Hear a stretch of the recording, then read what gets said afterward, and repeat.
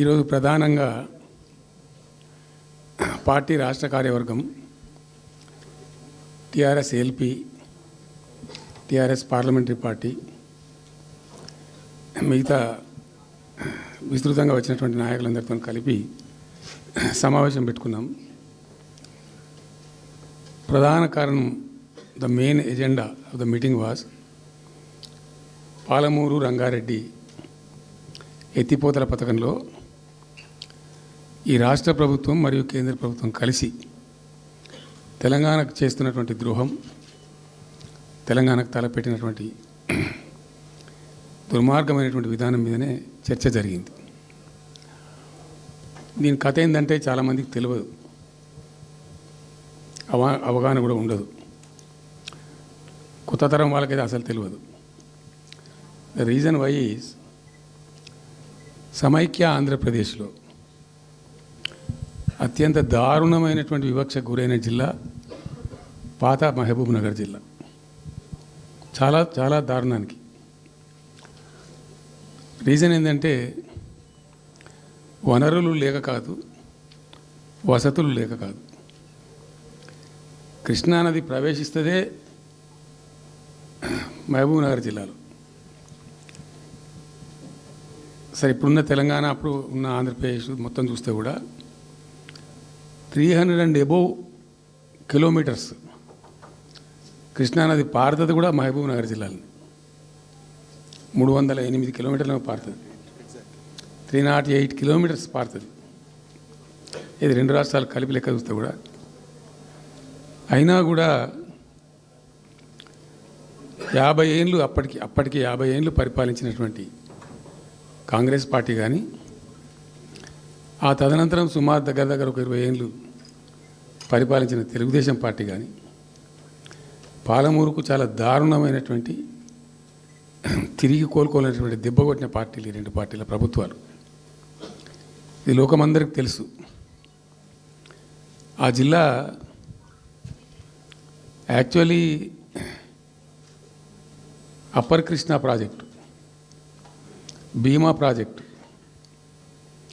తుంగభద్ర ఎడమ కాలువ ప్రాజెక్టు, దాని ద్వారా ఆనాటికి అన్ని ఫైల్స్ ఉన్నాయి, రికార్డ్స్ ఉన్నాయి. ఏదో ఒకటి స్టోరీ కాదు. 174 టీఎంసీలు నీళ్ళు పాలమూరు రంగారెడ్డి జిల్లాకు రావాల్సి ఉండే. పాలమూరు జిల్లాకు ఆనాటి ప్రతిపాదిత ప్రాజెక్టుల ప్రకారం రావాల్సి ఉండే. ఆంధ్రప్రదేశే ఏర్పాటే తెలంగాణ పాలిట పెనుశాపం. కొంతమందికి నచ్చదు, కానీ పెనుశాపంగా పరిణమించింది ఆంధ్రప్రదేశ్ రాష్ట్ర ఏర్పాటు. మొత్తం తెలంగాణకు, అందులో మోర్ స్పెసిఫికల్లీ మహబూబ్ నగర్ జిల్లాకు జరిగినటువంటి తీవ్రమైనటువంటి అన్యాయం. ఎస్ఆర్సి యాక్ట్ అంటే స్టేట్ రీఆర్గనైజేషన్ యాక్టు స్పష్టంగా చెప్తుంది, ప్రతిపాదించబడి ఆల్రెడీ శాంక్షన్ అయ్యి జరుగుతుండే ప్రాజెక్టులు, కంటెంప్లేట్ చేసి ఉన్న ప్రాజెక్టులు, వాటిని మార్చకూడదు, అవి కొనసాగించాలి. ఆ చట్టం ఉండగా కూడా వాటి అన్నిటిని కాదని వీటిని మొత్తం అబాండన్ చేసి పడేసిండ్రు. అట్లా చాలా చేసినారు. అక్కడ గోదావరి మీద చూసుకుంటే దేవునూరు ప్రాజెక్టు కావచ్చు, ఇచ్చంపల్లి కావచ్చు, రకరకాల ప్రాజెక్టులను అబాండన్ చేసినారు.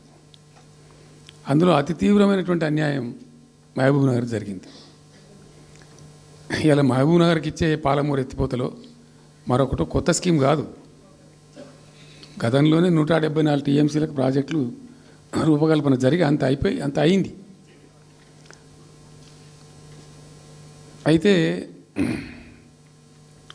మేము చాలా వాదించినాం. మధ్యలో బ్రిజేష్ కుమార్ ట్రిబ్యునల్ వస్తే కూడా అక్కడ పోయి ఆ ట్రిబ్యునల్ని కలిసి చాలా ప్రయత్నాలు చేసినాం.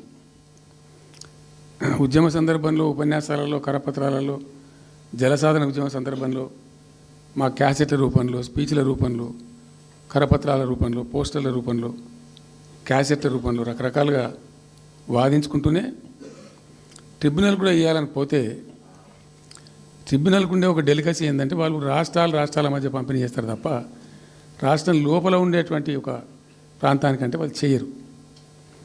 మీకు రాష్ట్ర హోదా లేదండి, మీరు ప్రాంతము, మీరు రాష్ట్రంతో కొట్లాడుతున్నారు, అది వేరే సంగతి, కానీ మేము స్వీకరించలేము, తీసుకోలేము చట్ట ప్రకారం అని చెప్పి వాళ్ళు నిరాకరించారు.